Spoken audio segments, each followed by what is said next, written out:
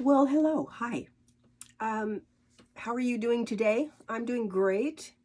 I was just outside cleaning up the mess from this horrible snowstorm that went through. And I think the snow's over, certainly at least for a week or so, and I hope for the rest of the season and into the spring, it may be that we only get that one big snowstorm. However, um, it is good to go out there and clean up the walkways and put down salt and all those things so that there's much less chance of slipping and falling. And I'm probably only going to go out once this week. Other than that, I'll be home. So today I wanted to talk a little bit, and this is going to be more of an ongoing subject, and I will give you more details as time goes on about what I do.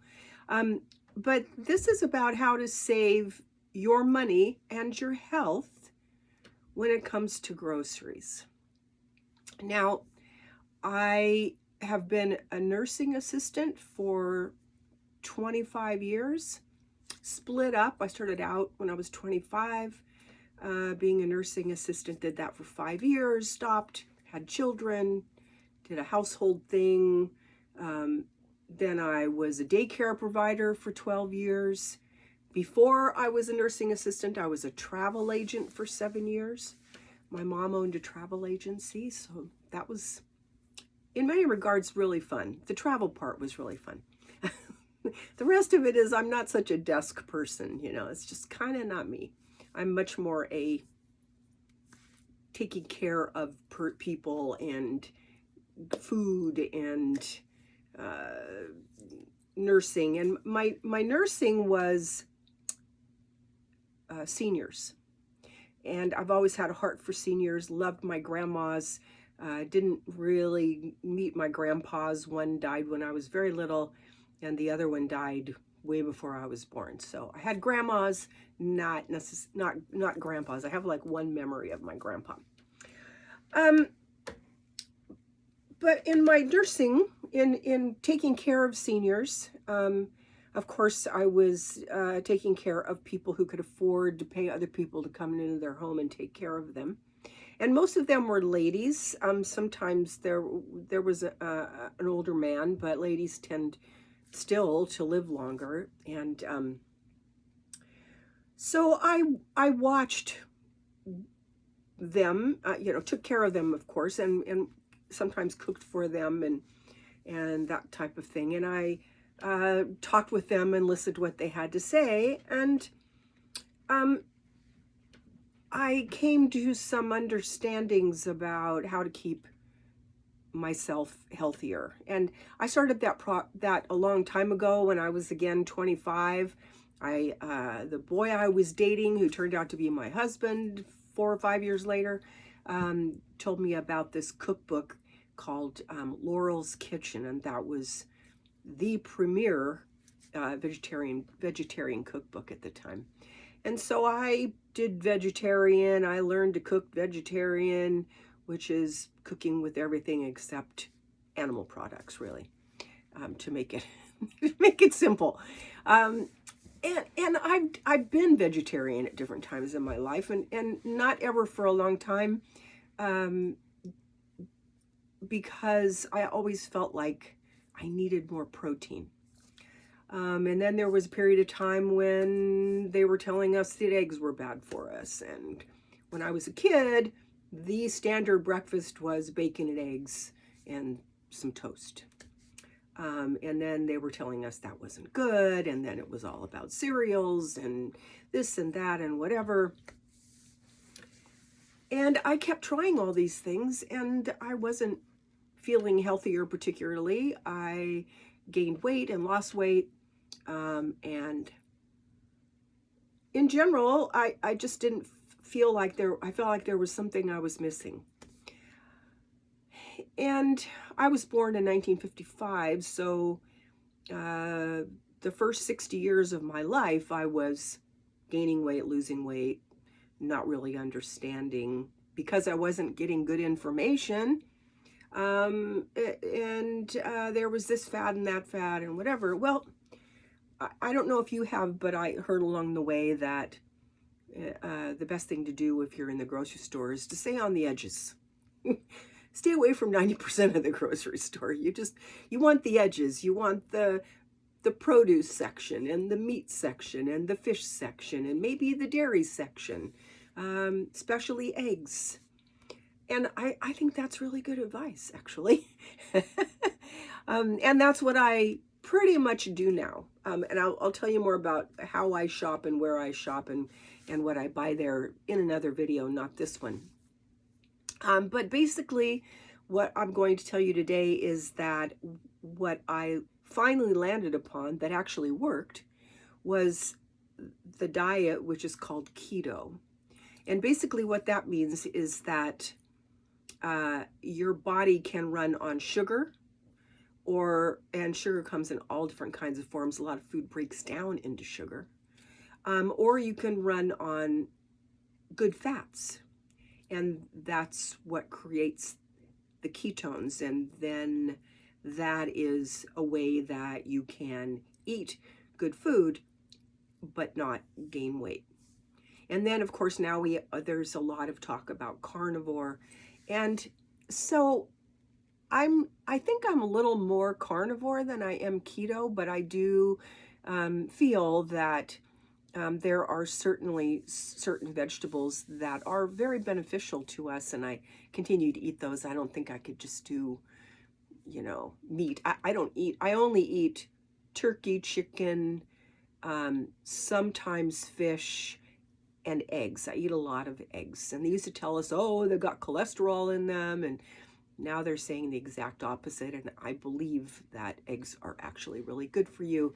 They're almost a complete protein, and they're easy to cook, easy to digest. And what I have learned, and this is not because somebody told me, but because somebody told me, and then I learned, I applied that to myself, and I learned. So I'm not an expert. I'm an expert on myself. And since we all have human bodies, I feel like this might apply and other people might be interested. So where I am right now in the process is, because once you go into a keto diet, you're basically eating proteins and some vegetables and no sugars, and that applies to vegetables that turn into sugar. It applies to alcohol that turns into sugar. It applies to beer that is an alcohol that turns into sugar. And sugar is very toxic to the body. And so while I do eat some of that stuff from time to time, because my body's in ketogenesis all the time, and even on a keto diet, you can eat up to 30 grams of carbs, like a slice of bread or two, even if it's only 2 in a day, or maybe you want to eat a potato sometimes. But the interesting thing is that what happens is that you don't crave those things like potatoes and pasta and all the things that put weight on us, right? And as I've aged, I've learned that being your normal weight, whatever that is for you, is very important, because if you get sick with something, if you're overweight, it's called a comorbidity. And a comorbidity is, I guess I could say some sort of an extra stress on the body that causes cavalcade. And then there's really bad habits that people pick up and do their whole lives, and you know what those are. I'm not going to say it, but the one I will say is sugar, and that is the one that you should really stay away from for the most part. It doesn't mean that once you're in ketogenesis, which is just your body is burning fat rather than sugars, because it's not eating sugars, doesn't mean that occasionally you can't eat something that you used to eat. And what you'll find is that you don't really crave it anymore, and it doesn't taste as good, or it might taste good, but it doesn't call you back to it, because I think that sugar is addictive, just like so many other things in our culture. In terms of, and I will talk more about this in another video, in what you can make, seniors are fortunate because most of us don't want to eat as much as we used to, and it kind of, it's not that I'm less interested in food, but I sort of just eat what sounds good. And then because I'm by myself, I can make a very simple meal, and that's normally what I do. But the way to save money on groceries is to buy in the produce department, buy in the meat department, buy in the fish department, buy in the some cheese and egg department, and eat that primarily. And especially if you're by yourself, what I did last month was, when I got my Social Security check, I went to the stores where I buy things like eggs. I don't buy them at a big grocery store. What I usually shop around here at would be, one of the places would be Kroger, but I don't shop there as much for food, although if I'm there and they have something that I'm looking for, as long as it's organic, I will buy it there. I buy mouth products at Kroger. I buy birdseed at Kroger. I also buy birdseed at Tractor Supply. That's much more cost effective. But if you're eating a whole food diet, which is where I came from in the 1950s, that's what everybody did. And then over the next 60 years, it all changed. But now I think it's coming back around. So stay home, eat at home. Don't eat fast food. Don't even eat in restaurants right now, because most of them have seed oils in all of their food, soybean oil and primarily, and canola oil. Those are very bad for you. Good fats would be avocado oil, olive oil, coconut oil, or coconut. Some coconut oil will solidify, and that's fine. Those are good fats. Butter is another good fat. So that's what I do now. I eat those things primarily, and it's working out very well for me. I have energy. I feel great. I don't get sick hardly at all.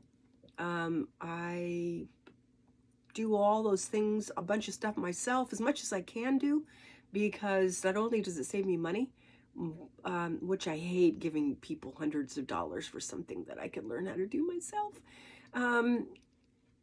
Those things will keep you well and healthy. And also there are nutrients that you can take, because as we age, there's things that leave.